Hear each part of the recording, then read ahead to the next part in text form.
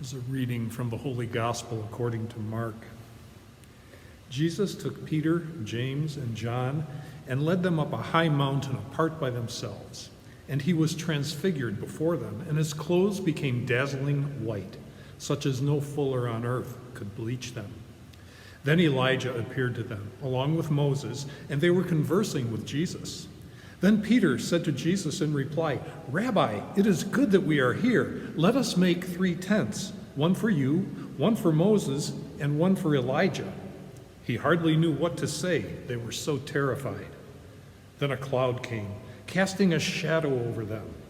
From the cloud came a voice, "This is my beloved Son. Listen to him." Well, hello. I'm coming to you from church today. I'm the only one here. Why am I in church? Why am I dressed this way? It's the second Sunday of Lent, 2021. The second Sunday of Lent, 2020, was on March 8th last year, about 51 weeks ago.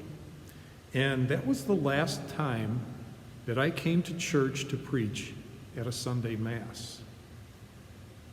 And I just thought it was a good way to commemorate it by getting into the uniform you're used to seeing me in to talk to you today.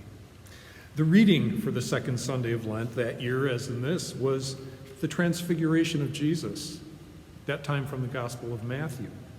And the disciples were privileged to see for just a brief moment a more glorified appearance of Jesus in a more glorified form, and to see Jesus conversing with the prophet and with Moses. And of course, they were blown away by this. Peter was just amazed and just wanted to camp out there, make some tents so that they could stay there on this high in the mountaintop experience.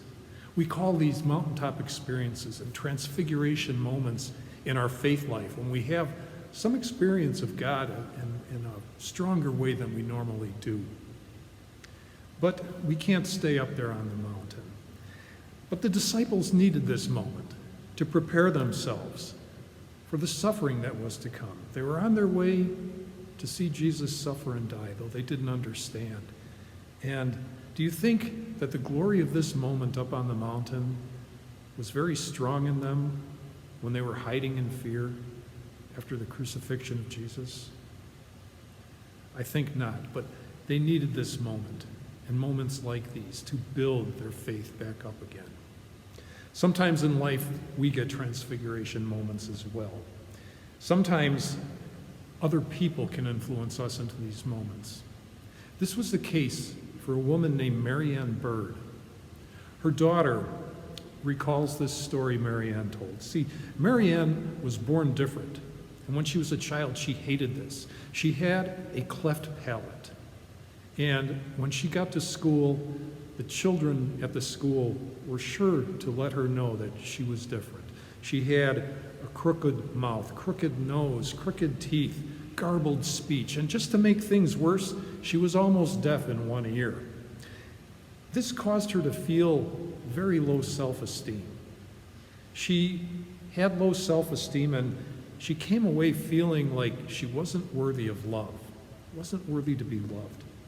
But there was a teacher in this school, Mrs. Leonard by name, who was well known and well beloved. She was round, energetic, a sparkling lady, she's described as. And in this school, in those times, they used to have a very informal hearing test of the children. And Marianne knew from the previous years that she would be told to stand with her back against the door and cover one ear and then the other, and listen while the teacher sat at her desk and whispered some phrase, which she was supposed to repeat. And Marianne also knew from experience, when she had to cover that good ear, if she left it open just a little bit, she'd be able to hear what was said, even though her bad ear wouldn't pick it up.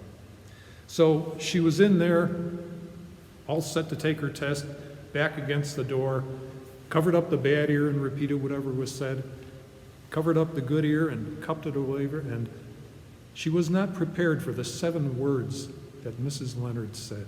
7 words that changed her perspective, that transfigured her life. 7 words that Mrs. Leonard said in her whisper: I wish you were my little girl. I wish you were my little girl. These words opened Marianne up, opened her up to begin to change her life, to begin to see herself as someone who was worthy of love, and as someone who could love, and as someone who was loved by God the Father. And she dedicated her life to helping others to feel that same way. This made a big difference for her. Well, there's good news for us.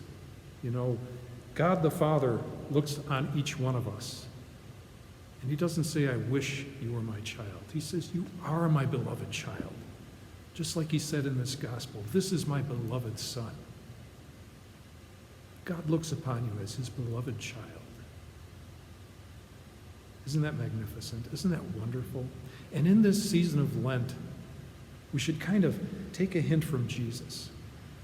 How did he prepare himself for this? He prepared himself for this experience in prayer. He spent time in prayer. So what we're called to do is realize that we are God's beloved children, and we need to act that way.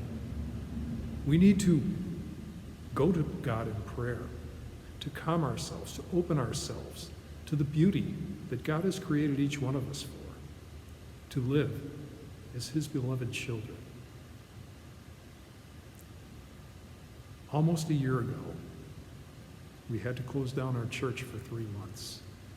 You could call that a transfiguration, from a full church to an empty church. The following weekend, the 3rd Sunday of Lent, we closed our doors for 3 months. Are we transfigured? Are we transformed as a church? We've seen something different. Let's continue to pray. Pray for that day when we can all gather together again, because that day is coming.